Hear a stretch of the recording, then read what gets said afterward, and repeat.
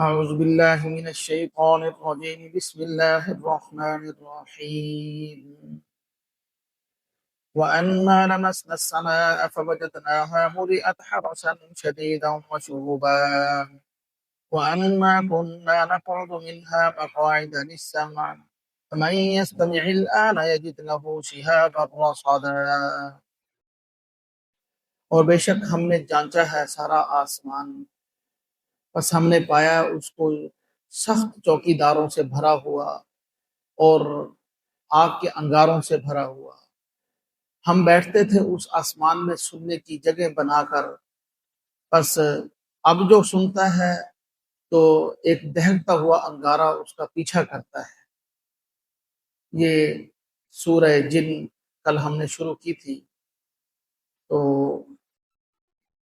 یہاں سے جو ہے نبی پاک صلی اللہ علیہ وسلم کی رسالت کا اس بات ہے۔ پچھلی آیات جو ہم نے کل پڑھی ان میں اللہ پاک کی توحید کا ذکر تھا، قیامت کا ذکر تھا، جنات نے گواہی دی اللہ کی توحید کی اور قیامت کے اس بات کی۔ اور آج جو ہم آیات پڑھ رہے ہیں ان میں نبی پاک صلی اللہ علیہ وسلم کی رسالت کا اس بات ہے۔ یہ جو بیان چل رہا ہے یہ سارا جنات کا بیان چل رہا ہے۔ اب یہ جو جنات ہیں یہ کہہ رہے ہیں انا لمسنا السماء، اللہ پاک جل شانہ بذریعہ وحی یہ واقعہ نبی پاک صلی اللہ علیہ وسلم کو بتلا رہے ہیں۔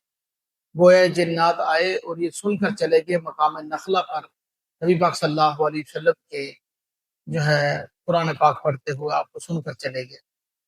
اور اب نبی پاک صلی اللہ علیہ وسلم کو ذریعہ وحی بتلایا جا رہا ہے۔ اس کا یہ مطلب نہیں ہے کہ پوری زندگی آپ صلی اللہ علیہ وسلم کی جنات سے کبھی ملاقات ہی نہیں، ایسا نہیں۔ وفود جنات کے نبی پاک صلی اللہ علیہ وسلم کی خدمت میں حاضر ہوتے تھے اور اسلام قبول کر صحیح روایات سے ثابت۔ ایک حدیث بخاری شریف کے اندر لیلۃ الجن، جنات والی رات کی، وہ بھی ہے کہ آپ صلی اللہ علیہ وسلم جنات کی جماعت کے پاس تشریف لے گئے، اکیلے کسی لشکر میں تھے، وہاں سے جنات کے پاس آپ تشریف لے گئے ان کو ہدایت کرنے کے لیے، تعلیم دینے کے لیے۔ تو یہ واقعہ اور اس واقعے کا دونوں میں آپس میں مطابقت یہ ہے، کبھی ہمیں یہ غلط فہمی نہ ہو جائے کہ آپ صلی اللہ علیہ وسلم کی کبھی جنات سے ملاقات ہوئی نہیں ہے، ایسا نہیں ہے۔ بلکہ امام ابن جوزی رحمۃ اللہ نے حضرت سہل رضی اللہ تعالیٰ عنہ کی سند سے یہ بات نقل کی ہے۔ وہ فرماتے ہیں کہ حضرت سہل فرماتے ہیں کہ میں ایک مرتبہ سفر میں تھا تو میں نے دیکھا کہ صحرا میں ایک بوڑھا آدمی جو ہے وہ نماز پڑھ رہا ہے اور اس نے جبہ پہنا ہوا ہے اور وہ بیت اللہ کی طرف منہ کر کے نماز پڑھ رہا ہے۔ تو میں نے کہا یہ یہاں پر مسلمان اور بیت اللہ کی طرف منہ کر کے نماز پڑھ رہا ہے، یہ علاقہ تو مسلمانوں کا نہیں ہے۔ تو میں کچھ دیر ٹھہر گیا، ٹھہرنے کے بعد جب اس نے سلام پھیرا تو مجھے کہنے لگا کہ تم تعجب کر رہے ہو اس بات پر کہ میں بیت اللہ کی طرف منہ کر کے نماز پڑھ رہا ہوں اور تمہیں کچھ اور محسوس ہوا؟ حضرت سہل کہنے لگے کہ میں نے دیکھا ہے کہ تمہارا یہ جبہ پہنا ہوا اس کے اندر ایک روشنی، ایک رونق معلوم ہوئی، مجھے دل کو بڑی بھلی لگی، اچھی لگی۔ تو وہ بزرگ بابا جی کہنے لگے کہ میں جن ہوں اور یہ جبہ جو ہے نا میرے پاس 600-700 سال پرانا ہے، مجھے عیسیٰ علیہ السلام نے یہ دیا تھا، یہ ان کا جبہ تھا، میں ان پر بھی ایمان لایا تھا اور پھر نبی پاک صلی اللہ علیہ وسلم سے میری ملاقات کی ہوئی، میں ان پر بھی ایمان لایا۔ کہنے لگا کہ وہ جس کا ذکر جنات کا، جن کا ذکر سورہ جن کے اندر موجود ہے نا، اس جماعت کے اندر میں بھی تھا۔ یعنی پہلے میں تھا، ہماری ملاقات نہیں ہوئی نبی پاک صلی اللہ علیہ وسلم سے، پھر بعد میں ملاقات بھی ہوئی نبی پاک صلی اللہ علیہ وسلم سے۔ ایک ہی حدیث سے دونوں باتیں ثابت ہو گئیں۔ اسی حدیث میں وہ شخص کہہ رہا ہے کہ میں نبی پاک صلی اللہ علیہ وسلم سے ملا ہوں، اور اسی حدیث میں یہ وہ شخص یہ بھی کہہ رہا ہے کہ جو ہے میں اس رات موجود تھا، ان جنات میں موجود تھا جن کا تذکرہ سورہ جن کے اندر ہے۔ سورہ جن کے اندر جن جنات کا تذکرہ ہے وہ تو یہی معلوم ہوتا ہے۔ اللہ فرما رہے اوحی الیہ، اے محبوب، ہمارے محبوب پیغمبر کہہ دیجئے میری طرف وحی کی گئی، کہ یعنی میں نے دیکھا نہیں ہے جنات کو، میری طرف وحی کی گئی۔ تو اس لیے یہ بات معلوم ہوئی، وہ اب جنات کے نبی پاک صلی اللہ علیہ وسلم سے ملاقات بھی ثابت ہے، وہ بھی آپ صلی اللہ علیہ وسلم کی امت میں شامل ہیں۔ فرمایا کہ انا لمسنا السماء، اب یہ جنات یہ کہہ رہے ہیں کہ ہم نے سارا آسمان چھان مارا ہے، فوجدناها ملئت حرسا شدیدا، ہم نے دیکھا کہ سخت قسم کے چوکیدار کھڑے ہوئے پورے آسمان۔ پہرے لگ گئے ہیں بڑے سخت. وشہوبہ اور شہاب ثاقب بھی ہیں، یعنی کہ انگارے بھی ہیں دہتے ہوئے. اب یہاں پر ہماری سائنس ہے اور کچھ فلسفی حضرات ہیں، وہ یہ کہتے ہیں کہ کچھ جسم ایسی چیزیں ہیں جو مادے اوپر جاتے ہیں، اوپر جا کر وہ پھٹ جاتے ہیں. اور فلسفیوں نے تو یہاں تک یہ کہا ہے کہ نبی پاک صلی اللہ علیہ وسلم کے آنے سے پہلے بھی شعلہ جلتا دکھائی دیتا تھا آسمان، جو ستارہ پھٹتا ہوا دکھائی دیتا تھا، آگ جلتی ہوئی دکھائی دیتی تھی. تو بالکل جو ہے قرآن بھی اس کا انکار نہیں کر رہا، نہ حدیث اس کا انکار کر رہا. شعلے پہلے بھی جلتے تھے، شہاب ثاقب پہلے بھی پھٹتے تھے، سب کچھ تھا، لیکن ان شہاب ثاقب کو جنات کے خلاف استعمال کرنا یہ اسلام کے بعد، یہ نبی پاک صلی اللہ علیہ وسلم کی بعثت کے بعد ہوا ہے. تو سائنس سے جو ہے ہمارے قرآن کی آیات نہیں ٹکراتی، نبی پاک صلی اللہ علیہ وسلم کے فرامین نہیں ٹکراتے. سائنس کی باتیں اپنی جگہ سچ ہیں، فلسفیوں کی باتیں اپنی جگہ سچ ہیں کہ شہاب ثاقب پہلے بھی موجود تھے، لیکن وہ شہاب ثاقب جنات کے خلاف استعمال کب ہونے لگے؟ جب رسول اللہ صلی اللہ علیہ وسلم کی بعثت، کہ اب کو چرا نہ سکے، کو خلل نہ ڈال سکے، کیونکہ اب یہ نبی آخری نبی، ہم کو اور نبی نہیں آنا. پہلے کو خلل ڈالتا، شیاطین آتے، تو بیچ میں اور چیزیں داخل ہو جاتی ادیان کے اندر، تو اللہ پاک جل شانہ انبیاء کو بھیج کر دین کو صاف فرما دیتے. اب کسی نبی نے نہیں آنا، یہ بھی نبی پاک صلی اللہ علیہ وسلم کی ختم نبوت کی مستقل دلیل ہے. اللہ نے ایسے بندوبست فرمائے کہ کسی طرف سے کوئی راستہ نہیں چھوڑا، کوئی چور دروازہ نہیں چھوڑا کہ دین کے اندر کوئی چیز نہیں داخل ہو.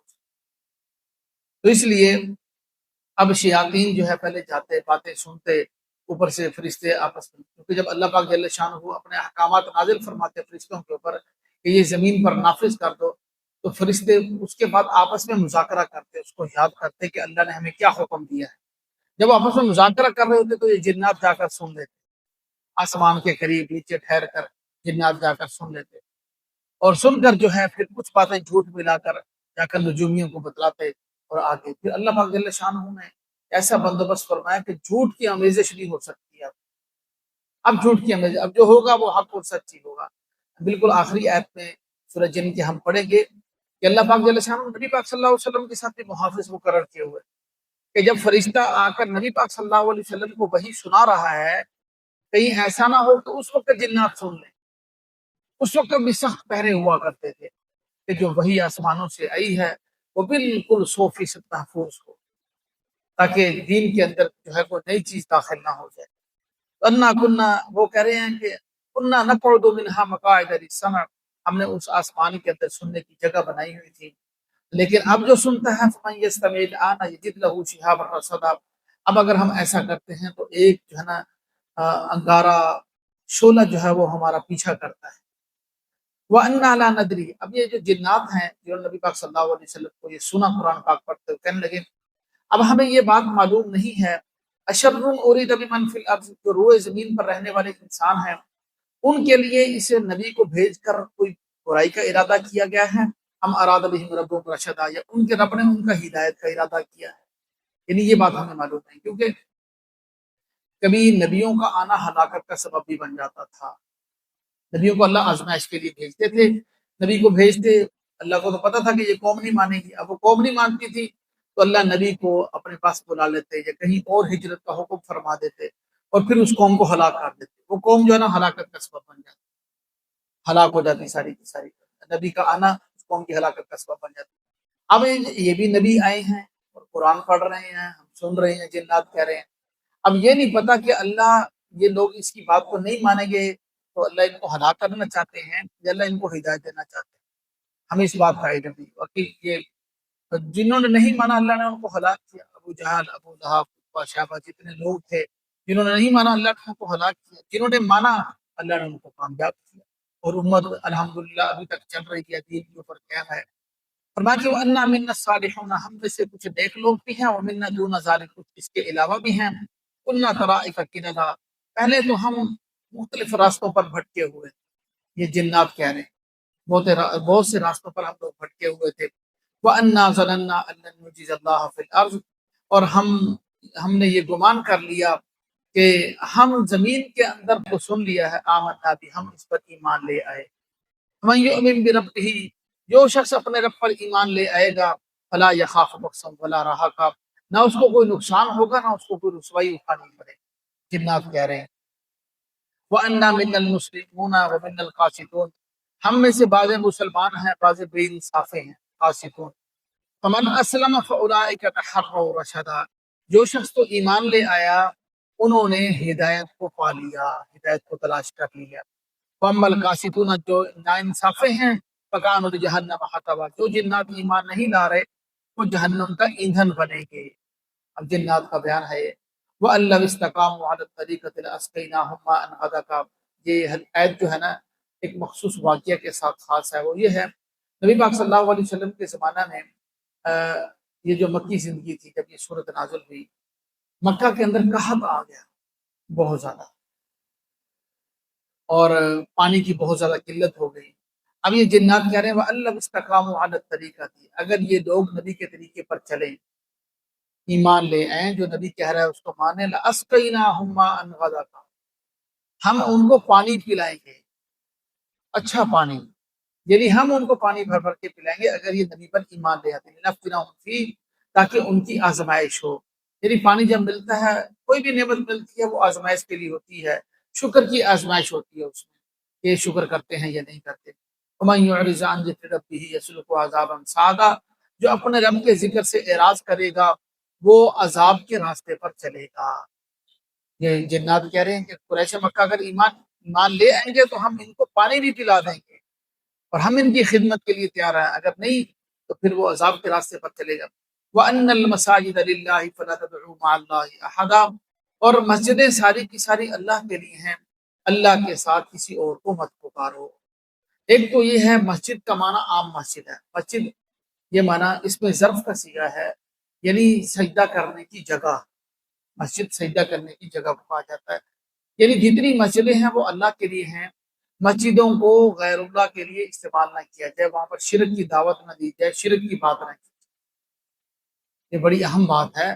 اب باہر تو شرک کی دعوت چلو جو ہے مسجدوں کے اندر بھی شرک کی دعوت دی جاتی ہے، ایسی الٹی سیدھی باتیں کی جاتی ہیں، لوگوں کو جو ہے وہ غیر اللہ کی طرف بلایا جاتا ہے۔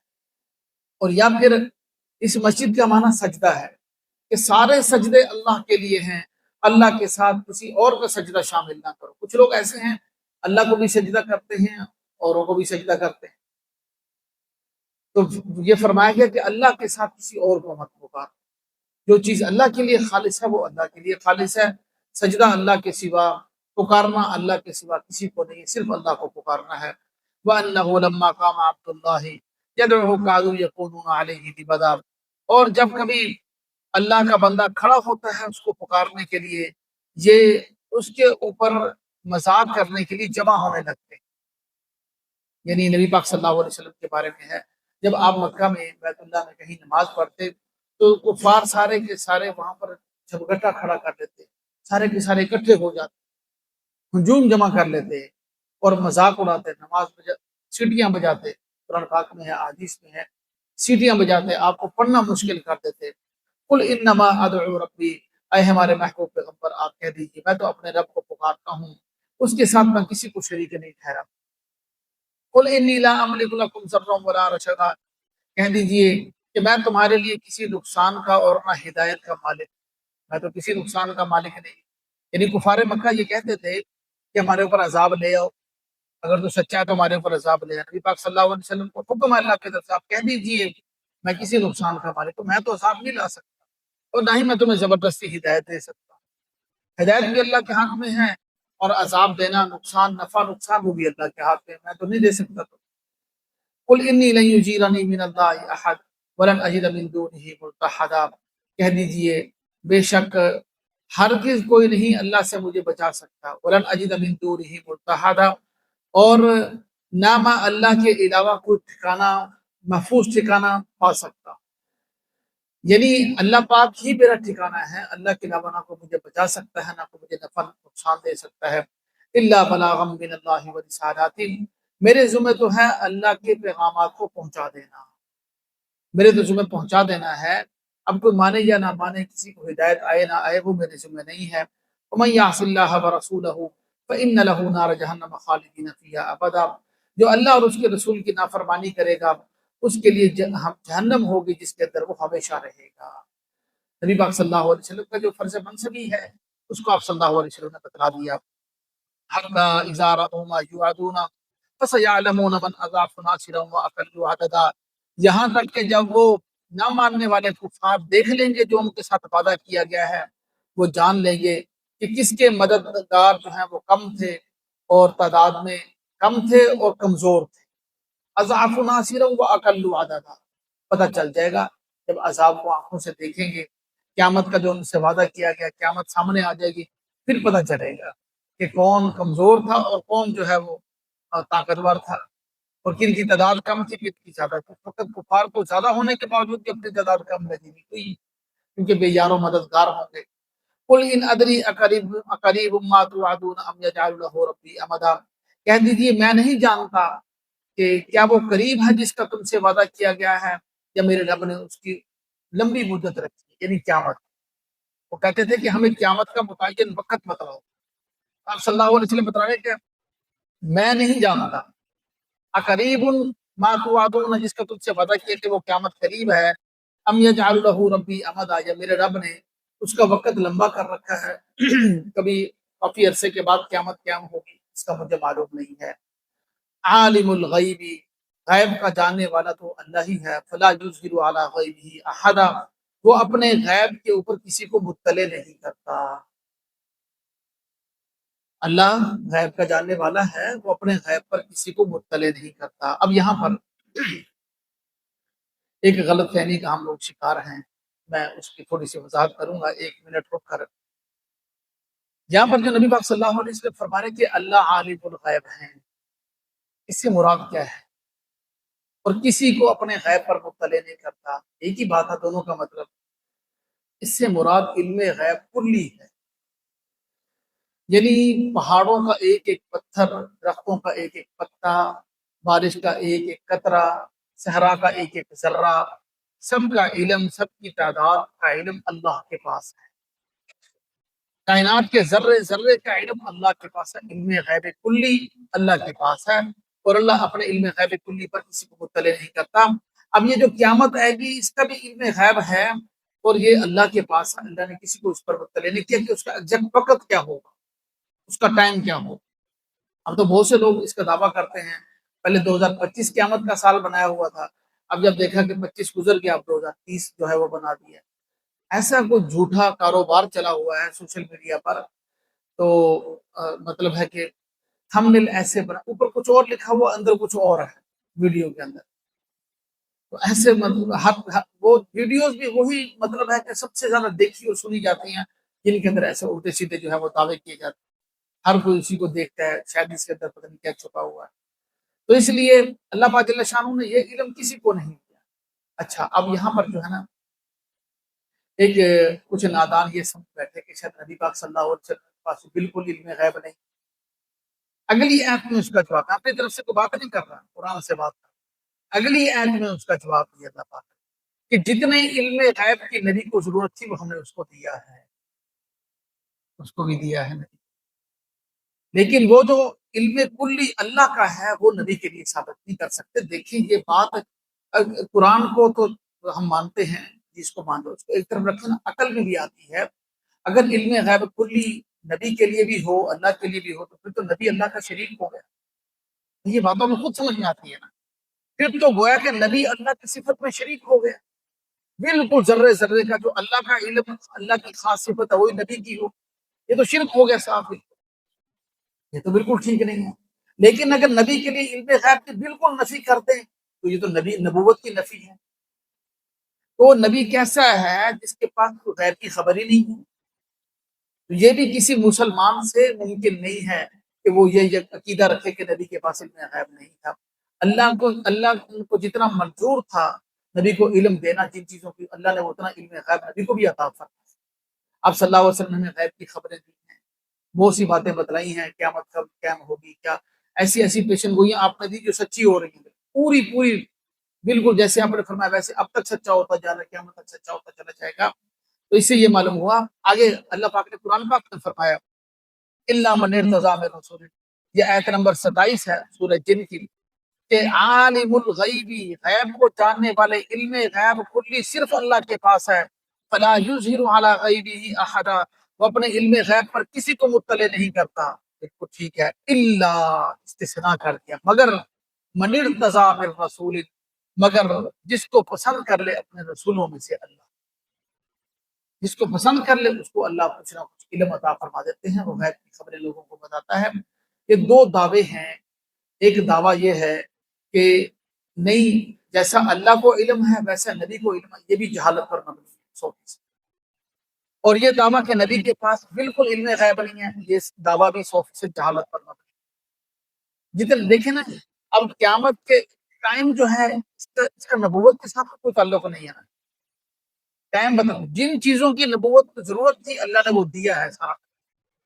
منصب نبوت کے جو چیزیں ضروری تھیں نبی کے لیے، وہ پورا علم اللہ نے تمام انبیاء سے، تمام کائنات سے زیادہ دیا ہے. ہمارے علم غیب وہ دیا ہے.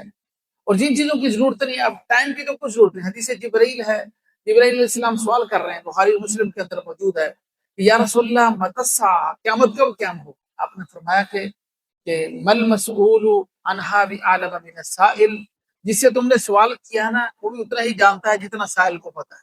جتنا جبرائیل تجھے پتا اتنا مجھے پتا ہے. اس کا ایگزیکٹ ٹائم مجھے پتا ہے، نشانیاں بتلا سکتا ہوں. جمعے کا دن ہوگا، 10 محرم ہوگا، سورج مغرب سے نکلے گا، فلاں ہوگا فلاں ہوگا، اللہ کا نام لینے والا روز، یہ تو میں نشانیاں تو بتا سکتا ہوں. اس کا علم کے ساتھ نبوت کا تو کوئی تعلق نہیں ہے کہ وہ کب، ٹائم سے کیا لینا ہے. کیا اس دن روزہ رکھنا ہے، کوئی شرعی حکم ہے، نماز پڑھنی ہے، عید کیا کرنا ہے، کچھ بھی نہیں کرنا. قیامت قیام ہوگی تو خود ہی پتہ چل جائے گا سب کو کہ درم برم ہو جائے گا سارا نظام، اور سب جو ہے وہ دھکیلے ہوئے روز معاشر کی طرف، میدان معاشر کی طرف لے کے خود ہی پتہ چل جائے گا سب کو. ہاں، جن چیزوں کا نبوت کے ساتھ تعلق تھا وہ اللہ نے سب سے زیادہ عطا فرمائی ہمارے، جن کے ساتھ لوگ انسانیت کی اصلاح کا تعلق تھا. اس لیے فرمایا اللہ، علم غیب کسی کو نہیں دیا سوائے جو ہے اپنے اس رسول کو جس کو اللہ چن لیتے. جتنی ضرورت ہوتی ہے منصب نبوت کے لیے اللہ عطا فرماتے ہیں. پھر اللہ پاک اس کو محفوظ بھی رکھتے ہیں. آسمانوں کو تو محفوظ کر دیا تھا، وہاں فرشتے کھڑے کر دیے سب کچھ. فَإِنَّهُ يَسْلُكُ مِن بَيْنِ يَدَيْهِ وَمِنْ خَلْفِهِ رَصَدًا، بس بے شک جب وہ رسول چلتا ہے تو اس کے آگے اور پیچھے چوکی داروں کی ایک جماعت ہوتی ہے. یعنی فرشتے نبی پاک صلی اللہ علیہ وسلم کے ہر وقت ارد گرد ہوتے، محفوظ رکھتے. جب آ کر فرشتے نبی پاک صلی اللہ علیہ وسلم کو وہی سناتا تو جنات اس کو چرا نہیں سکتے. لِيَعْلَمَ أَنَّ قَدْ أَبْلَغُوا رِسَالَاتِ رَبِّهِمْ، تاکہ جان لے کہ تحقیق انہوں نے اپنے رب کے پیغامات کو پہنچا دیا ہے. اللہ نے یہ انتظامات کیوں کیے ہیں؟ تاکہ اللہ جان لے کہ فرشتوں نے اپنے رب کے پیغامات کو پہنچا دیا ہے. وَأَحَاطَ بِمَا لَدَيْهِ، اور اللہ ان کا احاطہ کر کے رکھتا ہے، یعنی گھیر کے رکھتا ہے کہ کسی کو چرانے کی ضرورت نہیں ہو سکتی. وَأَحْصَىٰ كُلَّ شَيْءٍ عَدَدًا، اور اللہ نے ہر چیز کی تعداد کو معلوم کر رکھا ہے، گن رکھا ہے. ہر چیز کا علم اللہ کے پاس ہے. اللہ پاک ہمیں سمجھنے عمل کرنے کی توفیق نصیب